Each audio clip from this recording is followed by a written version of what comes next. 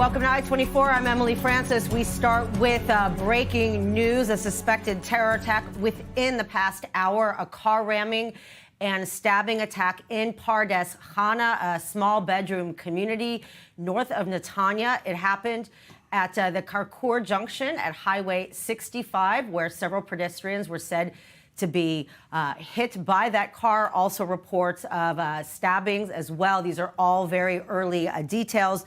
But Magen David Adom did say a total of 6 injured, 2 serious. Again, we've been seeing conflicting reports because this is a developing story that is still ongoing, as well as police at the scene. We know they were able to stop the vehicle and apprehend the suspect. We do not know any information as to what has become of that suspect, if there were any more. Of course, a very active scene.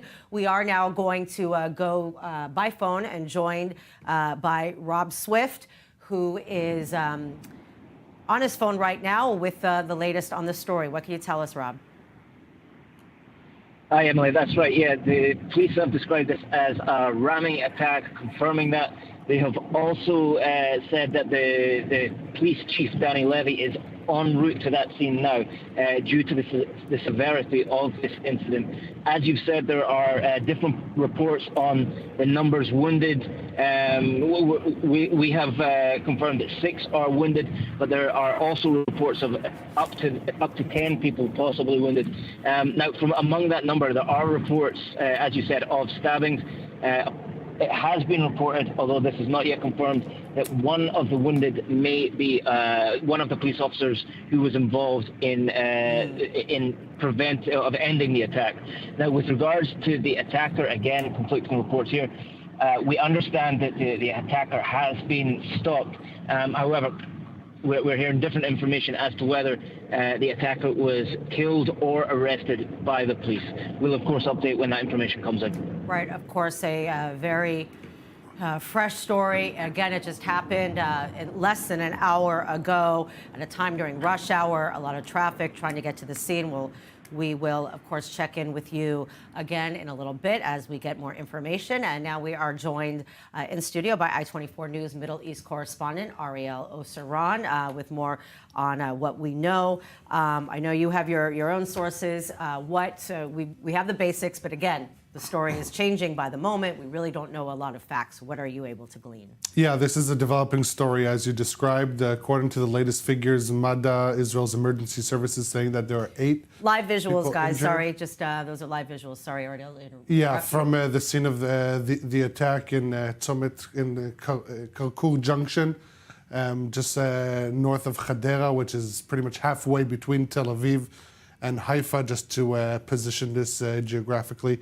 For our viewers, Madda saying that there are 8 people injured, 2 in critical condition. Basically, what happened, according to the initial information, driver noticed pedestrians standing by that bus stop. He went on the sidewalk, rammed into them, and then continued a bit and then rammed into a police car that was in the area that stopped him. And then police officers on the scene opened fire and neutralized him. That is the official information. Whether he is alive or not, that is not yet been determined, but indication that this incident is over, and the assessment on the ground is still underway with the injured taken to hospitals in the area. And also, like we said, and we're seeing here, these junctions, it's not just like a lot of the highways and expressways where there are not pedestrians. You can see there's bus stops, a lot of people returning home. 4 o'clock is a very, very busy time. I guess the fact that there weren't more people there is quite worth noting, because there could be dozens of people at a intersection at any given time. Right, so I'll note 2 things about the location. First, we know bus stops are a soft target for these terrorist ramming attacks, and in various areas that are more prone to attacks that have had these ramming attacks in the past. So Israel has put up concrete posts to prevent such attacks. For example, in the city of Jerusalem, pretty much every single bus stop has these barriers. From what we saw from the scene, that bus stop did not have it, and it is also located near a fairly large military base in the area, Machane Shmonim. So that could also indicate perhaps the target of the attacker. And also, we have to point out that it is not too far away from the northern part of the West Bank, where Israeli forces have been operating intensively over the past few weeks. Now, we still don't know anything about the identity of the suspect in the ramming, right, where he came from, what is the background to this, but this isn't taking place in an empty void. This is obviously in the backdrop of intense and very volatile security situation all across the West Bank, but specifically in the northern part of the West Bank. And so just about a few miles away is Tulkarem, where Israeli forces, or Kalkilia, sorry, where Israeli forces have been operating in recent weeks. So this needs to be in back of mind when addressing and assessing this situation, but obviously there will be more information that emerges as the investigation is undergoing. But as you can see on the scene, large amounts of emergency services, medical services, police, and but the fact that the attacker was neutralized is indication that the current incident has right. Well, is and over. It seems like with that, we would hope that it's only one suspect, that there aren't more people that are on the loose and being looked for. Obviously, we will have more details on that as well. And let's not forget, we had a lot of soldiers at a bus stop near Herzliya not too long ago. Similar ramming. Clearly, this is something that needs to raise alarm bells, especially as we're getting close to Ramadan this weekend. Look, Emily, these ramming attacks in bus stops are one of the hardest attacks to prevent in advance. These aren't the attacks that you get much intel about, because this is a course of operation that the assailant can simply decide moments before, even seconds before, that he's carrying out the attack. He doesn't need a network of funding or of training. This is one of those MOs that make it very challenging for Israeli security forces to get their intel in advance and to know to thwart. I would assume that the investigation into the identity of the suspect, as well as the background or the incentive that could have been behind carrying out such an attack, is being investigated right now. Obviously, this depends on whether he's alive or dead. That will make it possible to interrogate him. But we have, unfortunately, become accustomed to these kinds of attacks. And obviously, bus stops, a soft target for Israeli security forces, making it very challenging to prevent before it happens. Very scary thought. We're also now joined via Zoom by Raphael Yerushalmi, former senior intelligence officer for the IDF. Good evening to you. Here we are again under dire circumstances. What can you tell us? Again, we know we're just days from Ramadan. Could this have been a reason for the timing of it? What's your assessment? The reason it's in the head of the terrorist, and the terrorist is dead. It's for sure a terrorist attack. The few questions that we have to ask ourselves is, first, what car did he use? Is it his own car? Is it a stolen car? The car that was provided by accomplices. Did he act on his own? Did he have an accomplice around? There was a chase. There's still, actually, as we speak, a chase for a possible accomplice, just in case, or another terrorist if it's a simultaneous attack. Right now, it seems the danger of that particular terrorist is out. The terrorist has been eliminated. The police has declared that he's dead, been shot. He was shot 3 kilometers away from the attack when he rammed into a police car. He saw a police van as he was escaping, and thinking that maybe he cannot escape, gets passed through, he decided to ram into the police, but the police shot him dead, as I just said. One of the questions is, as was just mentioned, this bus stop is near Camp 80.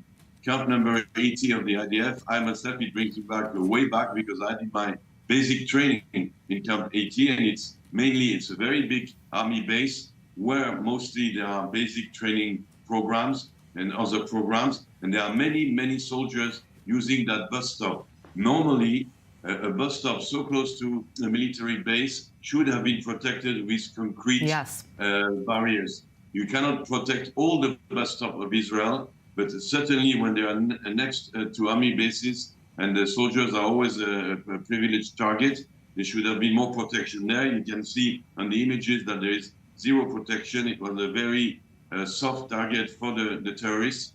At first, there was mention of him coming out of the car and trying to knife people. The police now says no, he didn't come out of his car. He just drove away. He drove away towards Hadera, towards the sea. So what does that mean? He wanted to do more damage, or does that mean he comes maybe from? Is he an Israeli Arab or is he a Palestinian? We don't know yet. There is no indication of his identity. I will conclude by saying it has all the looks of a lone wolf attack, unprepared, unplanned, and maybe the person had on the spur of the moment, and it's not premeditated, the decision to do so when he saw how easy he could do it. And so these people at the bus stop, he had it of course at the back of his head to do something, but this is usually the signature of a lone wolf right, attack. and not something that intelligence could have gotten intel on before. Ariel, you wanted to say something? Yeah, that indeed the attacker was killed by Israeli police. He's been identified as a 24-year-old Israeli Arab. So this answers Rafael's question, and also the Hillel Yafe Hospital in Hadera updates that it received 10 injured people from this ramming attack, one in critical condition, two in serious condition, one moderate, and 6 were lightly wounded from this Wow, so 10, attack. that's the number that that the hospital is yeah, saying right now. in terms of the scene, this was a 3-mile-long scene where he, for a while, for quite a distance, rammed into pedestrians, and then ultimately was stopped by ramming into a police car. And the officers inside, they shot, neutralized, and killed him. Before he was obviously able to ram more people. So, okay, we also do have somebody that is joining us from MATA, Magen David Adom, Nadav Matzner, the deputy spokesperson for MATA. Thank you for being here on this very dynamic situation. I mean, the timing could not hit closer to home with everything that is happening here in Israel with the funeral of the Bibas family yesterday, and nerves obviously on edge as to will there be a second phase of the hostage deal. What can you tell us about the scene? The scene was on the highway 65 to Sorry, we're having trouble hearing you. Sorry about that signal, folks. We will try to get him back. So, Ariel, also we mentioned, like we said, the fact that these bus stops that were chosen happen to be near major bases. We talked about the one in Glilo, which is near an intelligence base as well. I live in that area. I see they're building barriers, but building the barriers after the fact, not necessarily going to prevent this from happening. So I think it raises alarm bells about the need for reinforcement. Look, as Rafael said, you can build these concrete barriers around every bus in Israel, but it will take a long time. You need to build it in areas that are more prone to such attacks. This has been the case in Jerusalem and areas, in various areas in the West Bank. I would imagine that maybe after this attack there will be barriers placed on this bus stop, or perhaps there will even be a policy shift to consider erecting these barriers in bus stops near every military base across the country, knowing that soldiers are targets for these ramming attacks. They're not the only targets, also civilians. Unfortunately, this is the Israeli reality. I think it is interesting the fact that the suspect is a citizen of Israel, makes it more challenging to draw out a motive, but also makes it more challenging moving forward, potentially copycat attacks, and also the fact that this was an Israeli citizen. Perhaps he was active on social media, posting various violent rhetoric, but it wasn't on the radar of Not enough to raise security red officials flags, right. because he was an Israeli citizen. Again, as Rafael described, this falls under the category, most likely under the category of a lone wolf attack, which pretty much means that an individual who has been absorbing various Ideologies, yeah. content of inciting by Hamas, incitement by Hamas or other terror organizations in the wake of this war in Gaza or what is going on in the West Bank, and at one point decides to take matters into his own hands using a car, which is not something that Israeli forces can kind of sniff out in advance because there's so many cars out on the street, and it just takes a split-second decision often in order to carry out such attacks. I imagine all these questions are currently being investigated by the Shin Bet, Israel's internal security agency, but the fact that the perpetrator was killed makes it a lot more challenging to really determine fully the motive and what stood behind this attack. All right, we're going back as well to former intelligence officer Rafael Yerushalmi. We just heard the update from the hospital saying that 10 have been injured, 2 serious, 1 critical. Of course, I'm sure these details will continue to be quite fluid. What's your take on this? Like we said, there was the ramming attack in the Glilo, which is near an intelligence base in central Israel as well. They're now building these barricades. But, how can this be monitored and better prevented, given there are a lot of bus stops in this country? Yes, there are a lot of bus stops, and you can't do 100% protection. There are certain areas of Israel that are maybe less prone. I don't think you need to have a bus stop complete protection in Mitzpe Ramon, until the tourists will reach Mitzpe Ramon. But there are certain hot spots in Israel, near army bases, near hospital complexes, maybe even near universities, where people gather in large numbers and at certain hours. We saw in Jerusalem around 8 o'clock in the morning, it's one very critical hour where a lot of people gather to take public transport. So of course you can't use all the bus stops, but I think it's not sufficient what has been done so far. There has been a few times a proposal by the Ministry of Defense and by the Ministry of Transport to do more about it, and it should be done.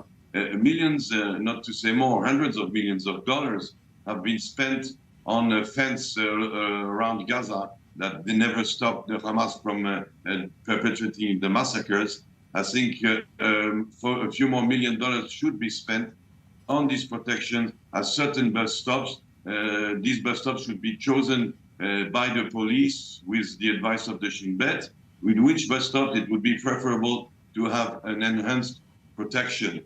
The rest is intelligence, and as you pointed rightfully, when it's on the spur of the moment lone wolf attack, you have no intel.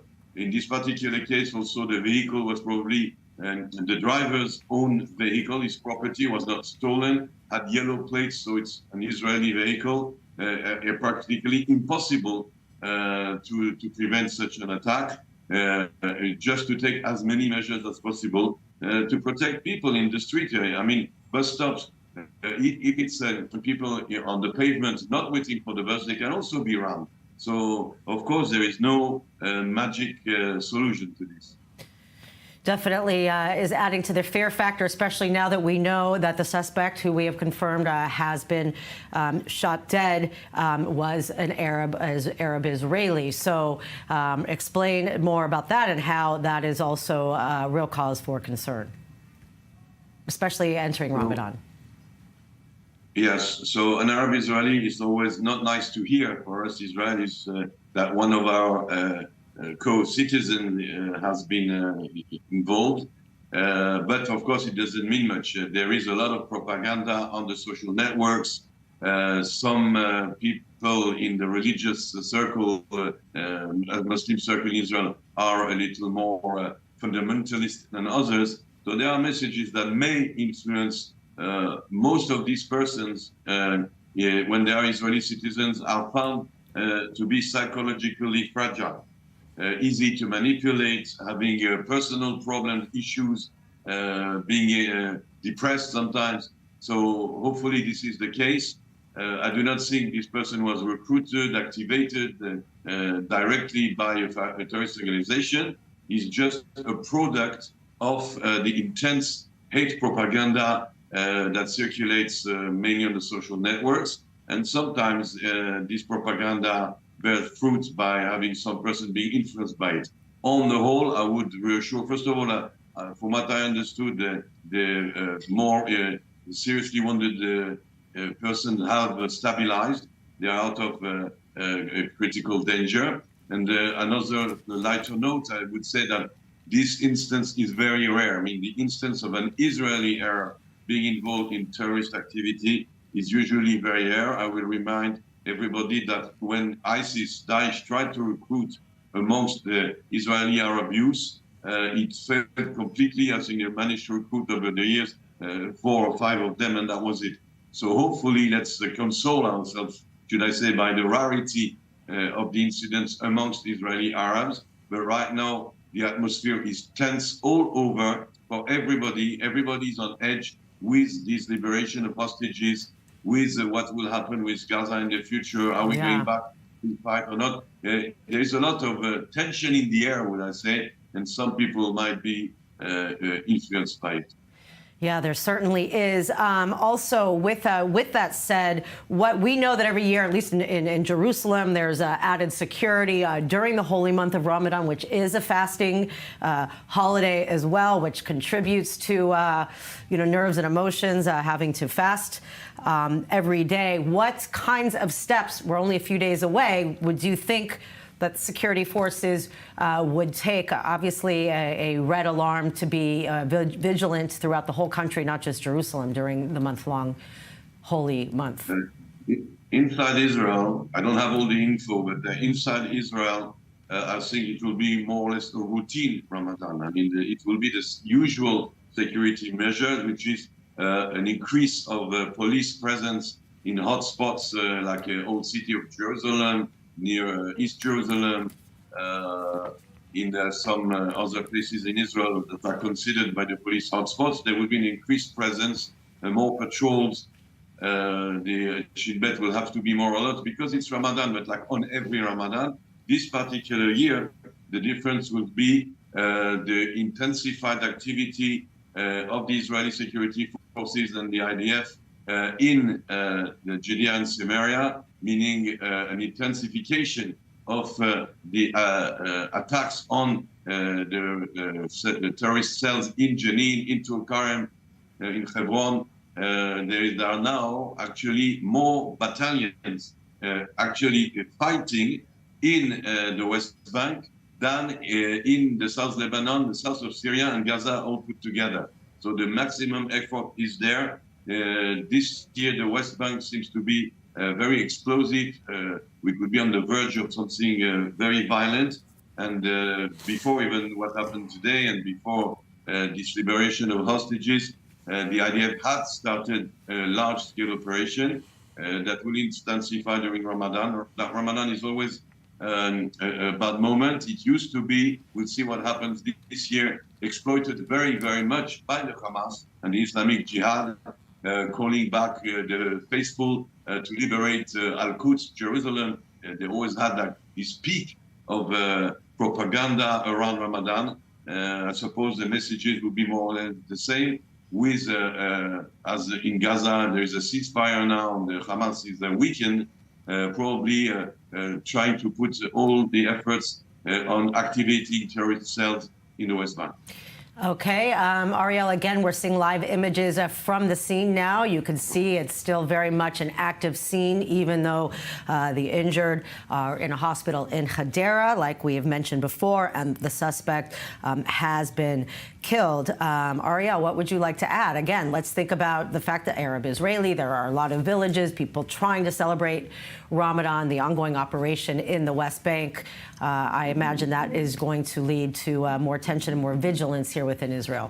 Yeah, an Israeli citizen without any criminal or security background that would make him stand out to Israeli forces. Now, this isn't a claim of responsibility, but Hamas quick to praise this ramming attack, calling it a natural, heroic response to Israel's actions in the West Bank and the Al-Aqsa Mosque. Your standard average Hamas statement following such attacks.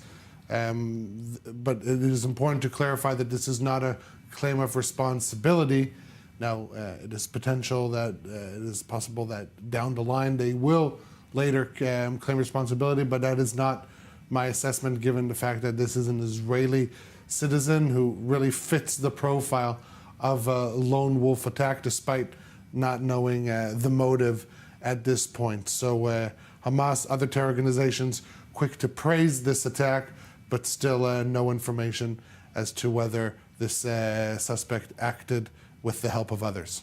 Okay, thank you, Ariel and Rafael Yerushami. Stay with us. We're going to take a short break. When we come back, we will have more developments on our top story, and also we will address the hostage situation. As we know, the bodies of 4 of the hostages were returned overnight. We'll be right back.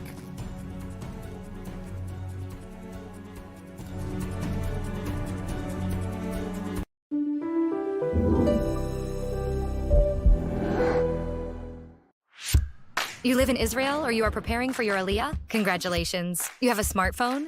Perfect. Download the Olim app for free and discover everything we have to offer. Booking medical and administrative appointments, bills paying, debt verification, instant translation, contractor recommendation, request tracking, and much more. And if you can't manage it on your own, our team speaks your language and assists you with all your procedures in Israel, starting from 199 shekels per month, unlimited and for the whole family. Don't hesitate any longer. Download the app or contact us.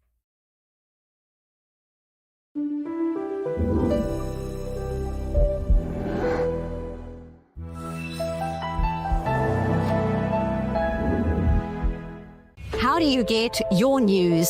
Who do you trust to bring you the facts? And what's happening behind the scenes? To give you the entire story in this complicated, constantly changing region, we're based in the Middle East. Top stories with our team of journalists in the field, newsmakers, and experts. We're breaking it all down on The Rundown. Facts matter. Be the voice of reason. The 7th of October set in motion a chain of events. Today, Israel's enemies are severely weakened, but not defeated, and the balance of power is shifting. This region never rests.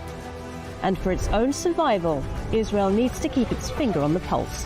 If you want to better understand, if you want to hear voices you won't hear elsewhere, then tune in daily to Middle East Now on i24NEWS.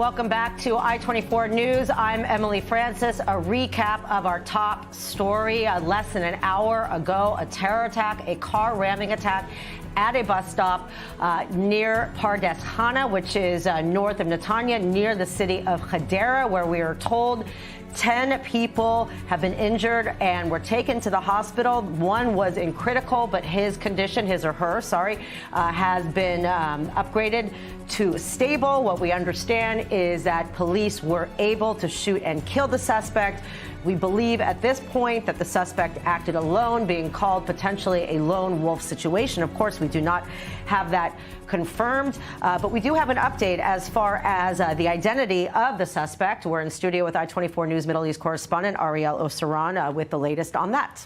Yes, Emily. So there's still conflicting reports, so we need to tread cautiously here because no official announcement from the Israeli police regarding the identity of the suspect. But from what we're understanding is that if originally it was believed that this is a Arab Israeli citizen, now it appears to be the suspect is originally from the West Bank village, town of Jenin in the northern West Bank, just a few miles away. Ground zero of an ongoing operation, which is definitely concerning that somebody from Jenin is able to cross over so easily. And we talked about this, that this isn't taking place in an empty void, and Israeli forces have been operating intensively in the north and West Bank, specifically in Jenin, Tulkarem, Kalkilia, which also isn't too far away.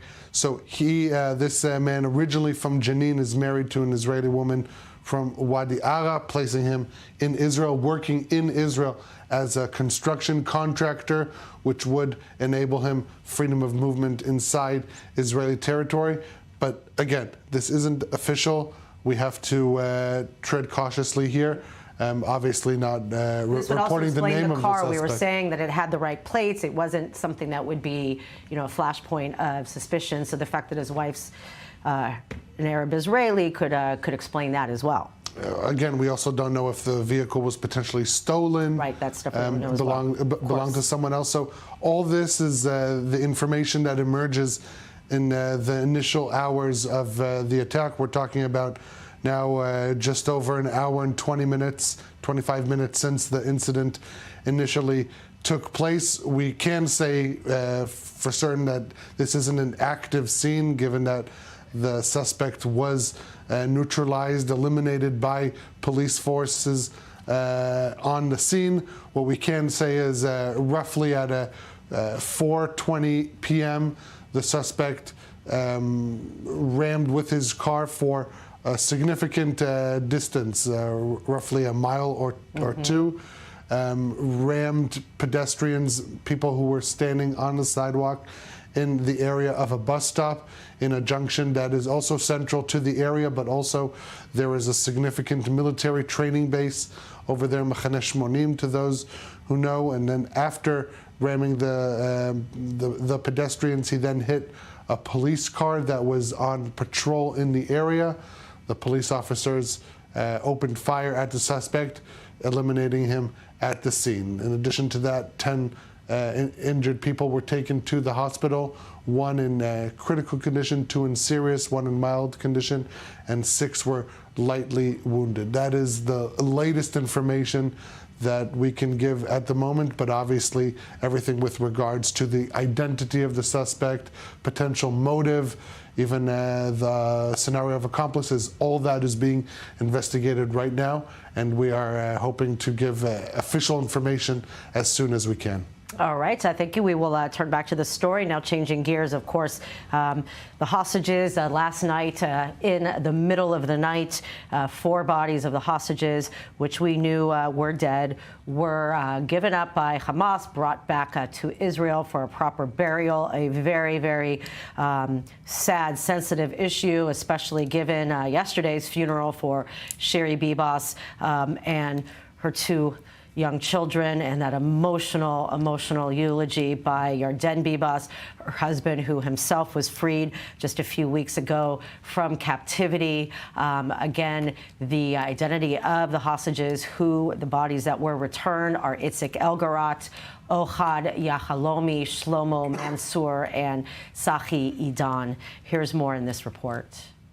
In a handover devoid of macabre theatrics and ceremony that has defined previous exchanges, the bodies of 4 hostages kidnapped by Hamas-led terrorists and held captive in Gaza for over 16 months were returned to Israel early Thursday morning. The remains returned include the bodies of Shlomo Mansour, Itzik Elgarat, Sahi Idan, and Ohad Yahalomi. Thought to be the oldest hostage, Shlomo Mansour, aged 85, had been killed during the attack on October the 7th. Elgarat was 69 at the time of his kidnapping. Idan and Yahalomi were both 49. Their deaths had not previously been announced by the IDF. In a statement, the Israel Prison Service said that it would only free the 602 Palestinian prisoners after the bodies of hostages arrived in Israel. Some Hebrew-language media saying the bodies would need to be positively identified before the prisoner release was completed, a measure that reflected the lack of trust in Israel after Hamas handed over the body of a Gazan woman rather than that of Shiri Bibas last week. Shlomo Mansour was born in 1938 and survived the Farhud pogrom in Iraq.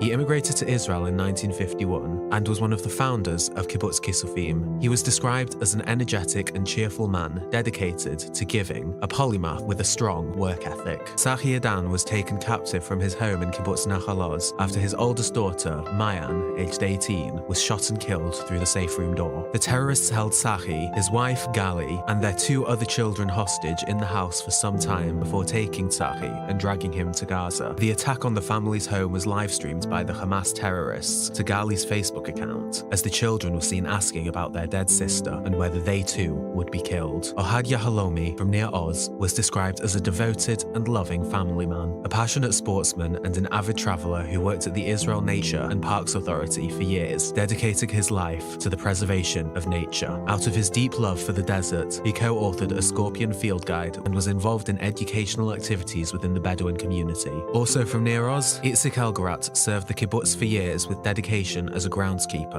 Described as an integral part of the social fabric, he loved spending time at the local pub, hosting friends, and connecting different generations. His great love for soccer and backgammon was well known. He will be remembered for his laughter, his big heart, and his willingness to always be there for anyone in need. All right, we are now going live via Zoom, where we're joined by Gidi Greenstein, former peace negotiator under Prime Minister Ehud Barak and the founder of the Reut group.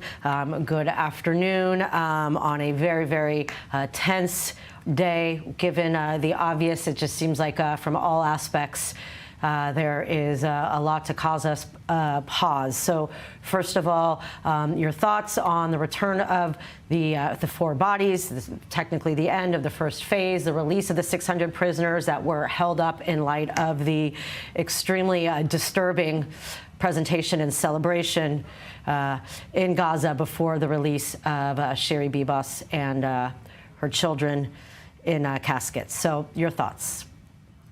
I'm very, very relieved to see the return of the hostages and the bodies to the full execution of the first phase of the plan. I have to say that I was here on your show and I predicted that the last 3 exchanges of phase 1 would not happen, because I thought that the conflicting interest between Israel and Hamas will play out in the way that will block the exchanges and prevent us actually reaching from the full implementation of phase 1. But here we are, and extremely relieved, extremely difficult photos and views to watch. But I think most Israelis, all Israelis, are happy to see this phase 1 come through to an ending. And now begins phase 2. President Trump said it very clearly. Phase 1 is over. We're moving to phase 2. With all its challenges, is laying ahead, and we have to bring the rest of them back home as well.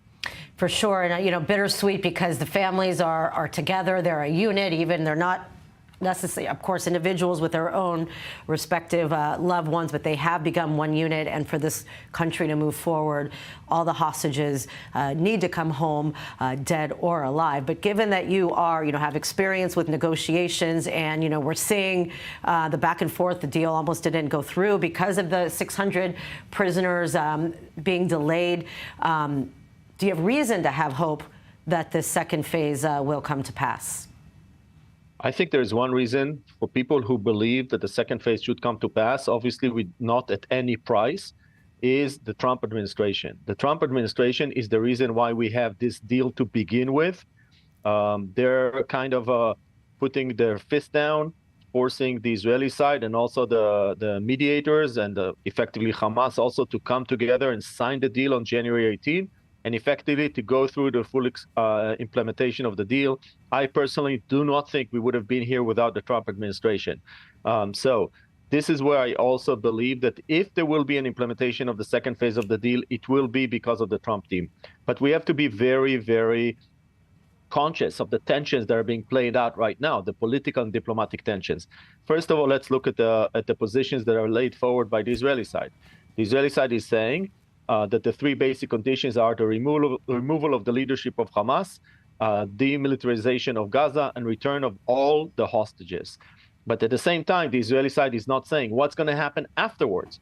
Let's even assume that the Arab side, the Hamas, says yes to all of our demands. What then happens? Is Gaza going to be controlled by Palestinians, by Israelis? There are still factions of the government that want to annex Gaza or parts of Gaza, settle in Gaza. So right now, the Israeli side is not even coming forward with its vision for the possibility, for the scenario, unlikely scenario that the Arab side says yes. Now, if we look at the Palestinian side, Hamas is basically wants full Israeli withdrawal, they're willing to do an exchange of all the hostages for all the prisoners, and they want to see a full kind of control of Gaza by the Palestinian side. There are rumors that they're willing to relinquish control in favor of some sort of undefined Palestinian self-governing body.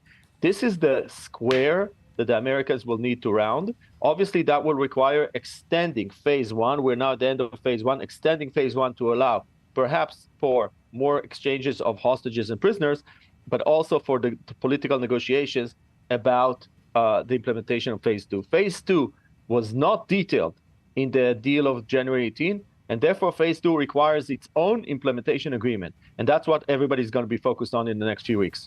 Now, also with that said, because, we heard from Trump, this long drawn out, weekly hostage release mixed with people coming out alive, people coming out, like we said, in coffins. It is an emotional roller coaster, bringing some relief, but it does not change the grieving process. So, how do you think how important will it be on the agenda to get them all released at once? If Hamas wants all the prisoners released, what does it mean for all the remaining hostages? So the Americans are very intent, to the best that they can judge, on getting a full release of all hostages.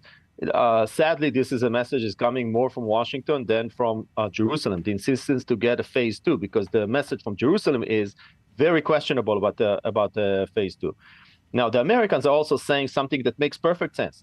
They're saying the reconstruction of Gaza is not a 4 or 5 year project. It's a 15, 20-year project. And we have to think about it in a long-term way. I personally heard Mr. Witkoff saying that 2 days ago in Washington.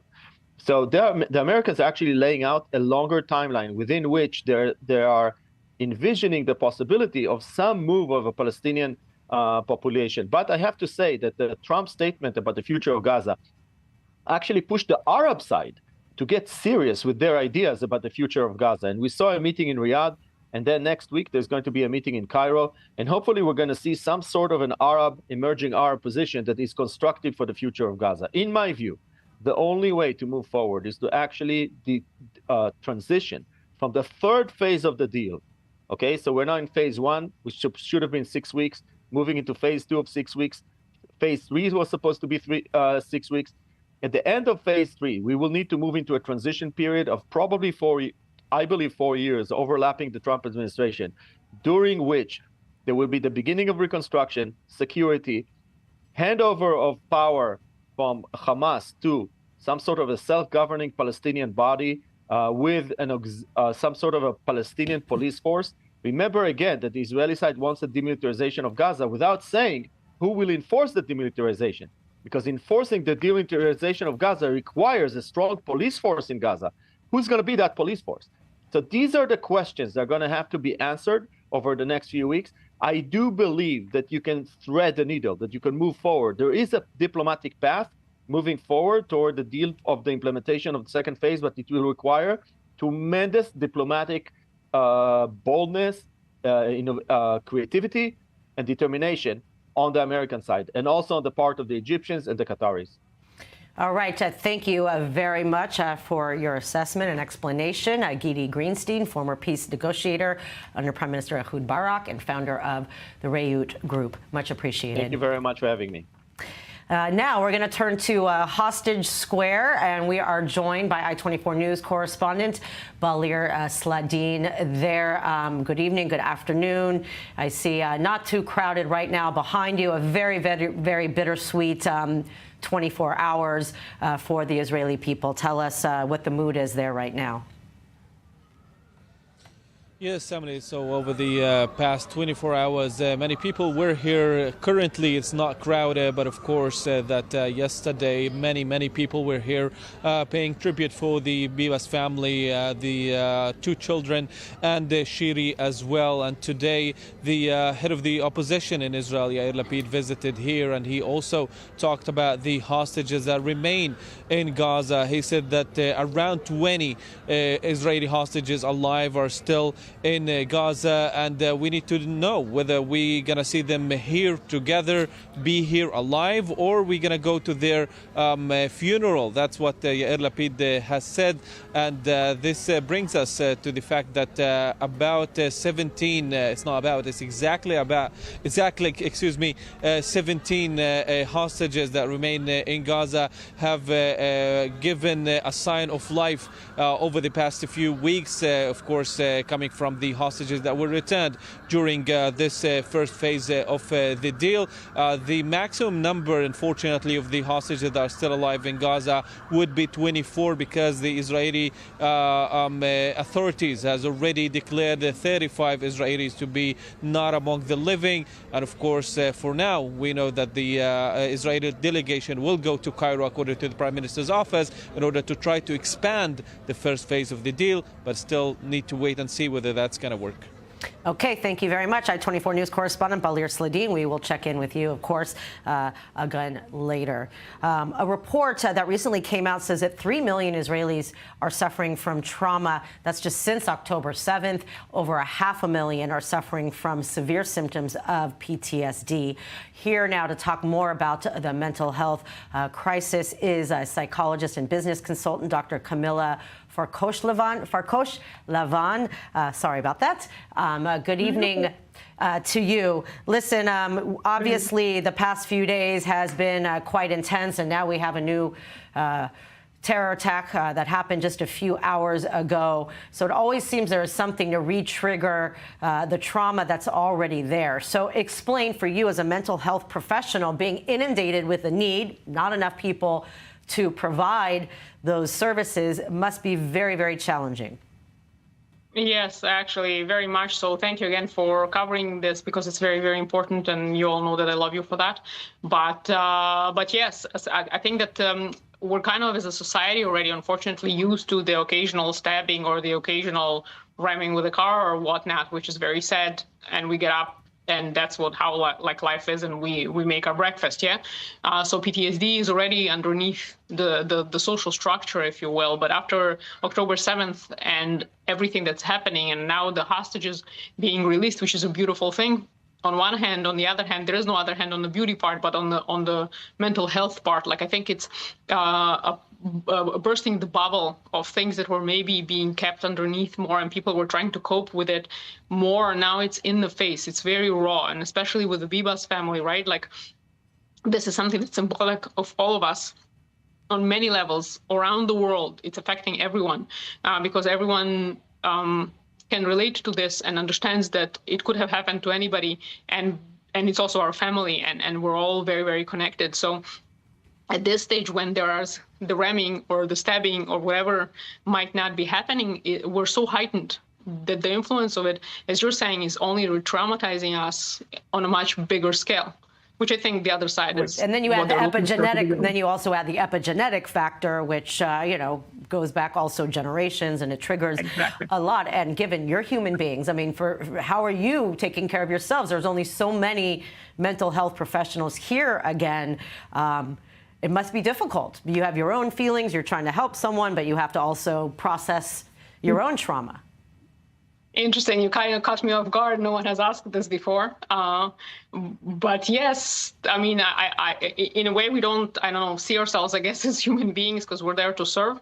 But yes, it does happen often where we are the ones that are also, you know, on a burst of about to start crying and all the feelings and everything inside. And there you are trying to keep calm and halfway normal. To hold someone else. So it's definitely there.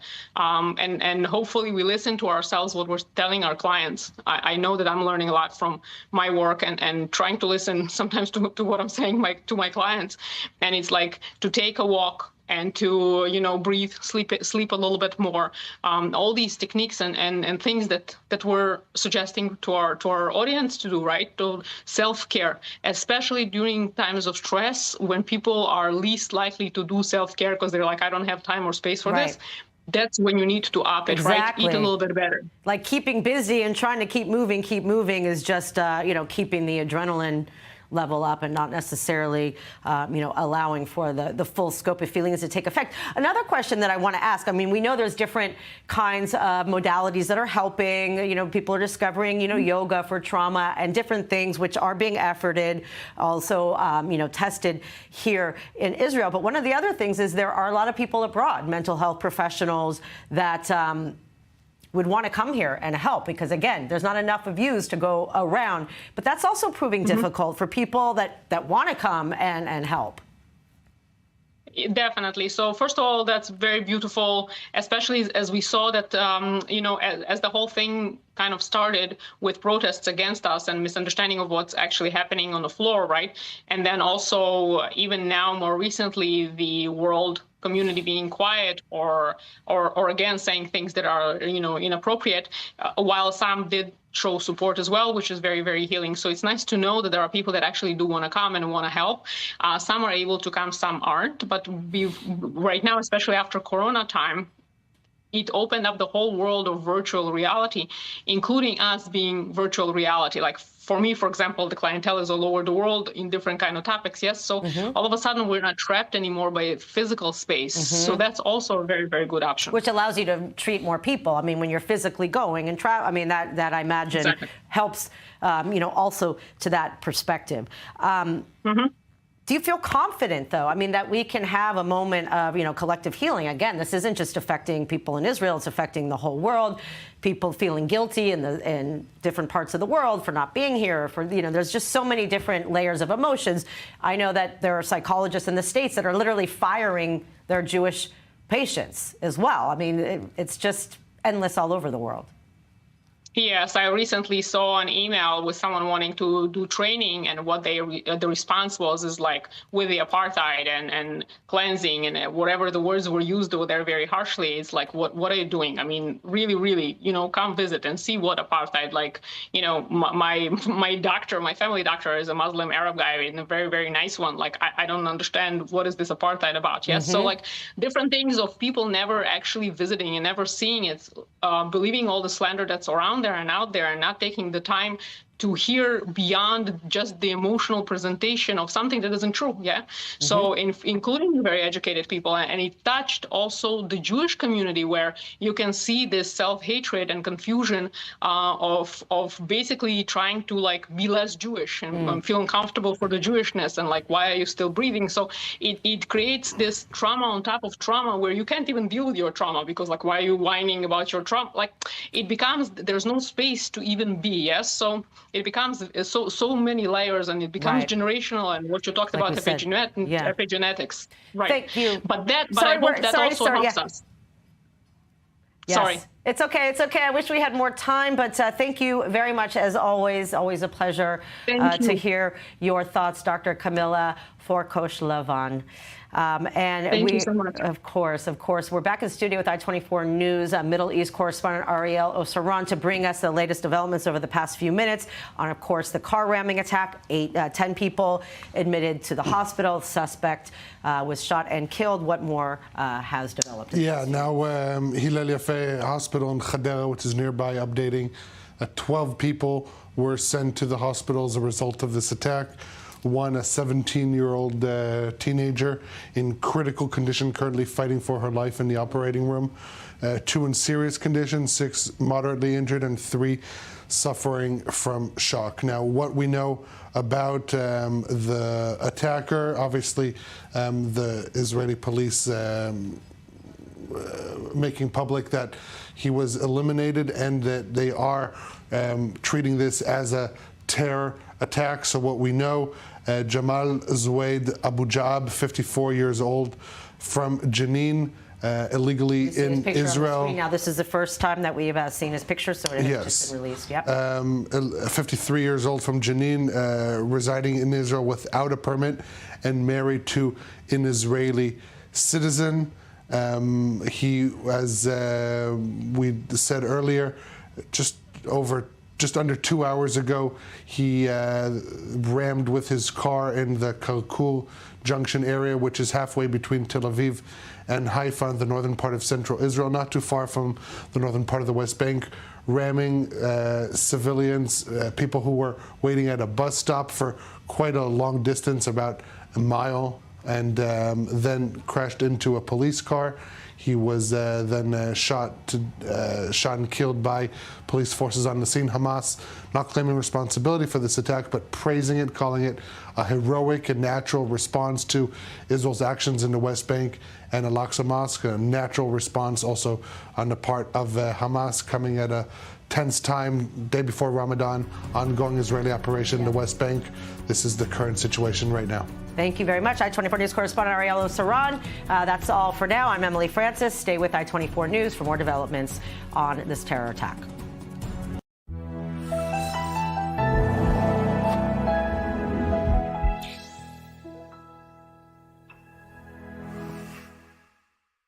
How do you get your news? How do you know what sources to trust? And to paint a clear picture of the entire story, you need a breakdown of the constant stream of events, top stories, expert analysts, and the best journalists bringing you real voices on the ground. We're breaking it all down on The Rundown. Get the facts, stay informed, and be a voice of reason for the Middle East. Introducing the brand new i24 News Video On Demand app. You'll have instant access to all our programs, reports, in-depth discussions, and expert commentary, all at your fingertips, whenever you want it. So what are you waiting for? Download the i24 News Video On Demand app today. Shalom. ¿Qué me trae por aquí? La necesidad impostergable de 600 millones de hispanoparlantes que ahora necesitan escuchar el mensaje judío e israelí en tiempos difíciles. ¿Cómo lograrlo? Cuento con ustedes para continuar llevando a lo más alto del mundo mediático una inquebrantable diplomacia pública al servicio de la verdad sin concesión alguna.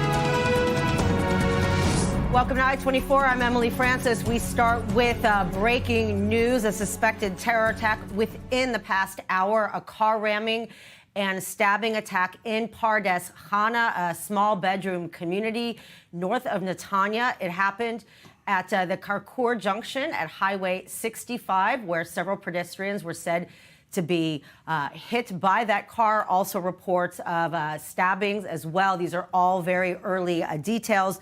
But Magen David Adom did say a total of 6 injured, 2 serious. Again, we've been seeing conflicting reports because this is a developing story that is still ongoing, as well as police at the scene. We know they were able to stop the vehicle and apprehend the suspect. We do not know any information as to what has become of that suspect, if there were any more. Of course, a very active scene. We are now going to go by phone and joined by Rob Swift, who is on his phone right now with the latest on the story. What can you tell us, Rob?